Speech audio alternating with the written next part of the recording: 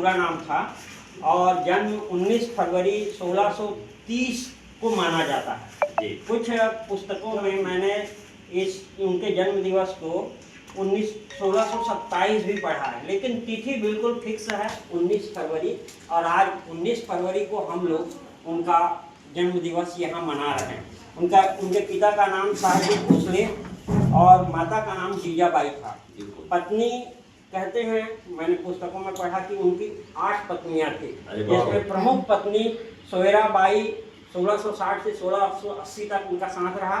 सकवरबाई 1656 से 1680 तक, और उसके बाद कुछ नाम और हैं जिसमें पुतलाबाई, साईबाई, लक्ष्मीबाई, काशीबाई, ऐसे कुल मिला के उनकी 8 पत्नियां बताया जाता है। और उनके बच्चों का नाम, उनके एक बच्चे का नाम संभाजी राव भोसले, जिसका अभी पिक्चर चल रहा है सावा। और आप लोग को अगर अवसर मिले तो उस पिक्चर को जरूर देखिए कि संभाजी राव का सहनशीलता और पराक्रमी उस पिक्चर में बहुत अच्छे से दिखाया गया है।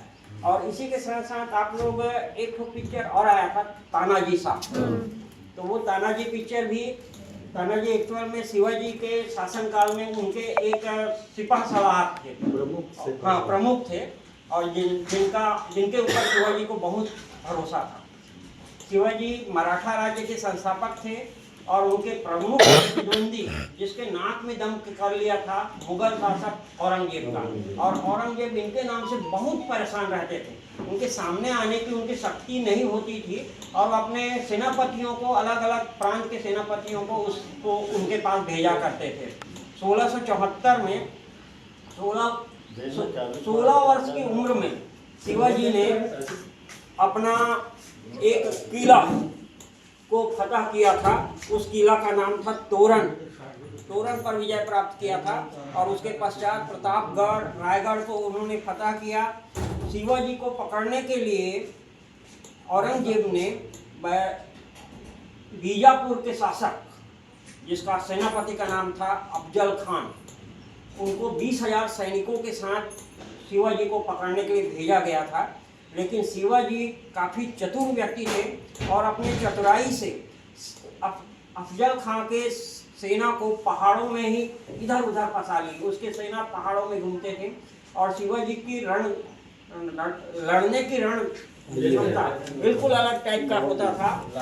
वो कम सेना रख के भी बड़े मुगलों की सेना को परास्त कर देते थे। तो उनकी 20,000 सेना को भी उन्होंने परास्त किया। और एक बाघ तारण औजार एक उंगली में पकड़ने का एक औजार होता है, और उस बाघ तारण औजार से उन्होंने अफजल खान को मौत के घाट उतारा था। और उससे डर कर बीजापुर का सुल्तान जो है, उससे शांति समझौता कर लिया था। और इस कारण शिवाजी की प्रसिद्धि उस समय बहुत ज़्यादा बढ़ गया था। उनके लड़ने की क्षमता, उनके युद्ध कौशल और साम्राज्य चलाने की क्षमता को लोहा मानने लगे थे। और एक कमांडर उनका, जैसे मैंने नाम बताया था, तानाजी मालुसरे, जिन पर एक फिल्म भी बना था।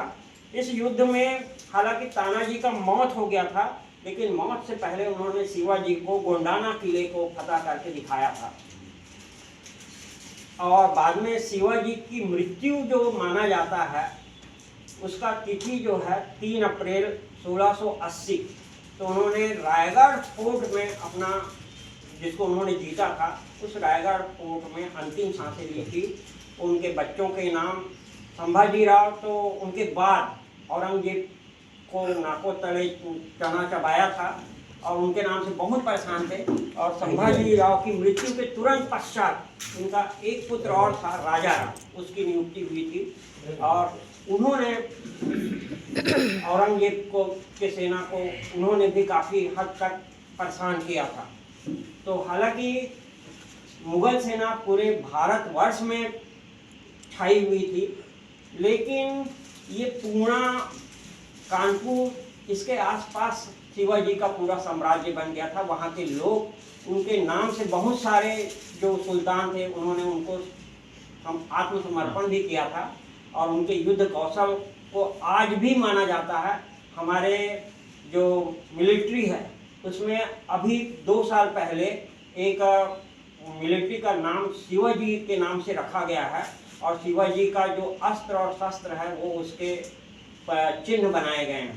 तो इसका मुख्य कारण है उनका युद्ध कौशल, मतलब कम सैनिकों के माध्यम से भी बड़े बड़े युद्धों को फतह करने में माहिर होते थे। तो उनको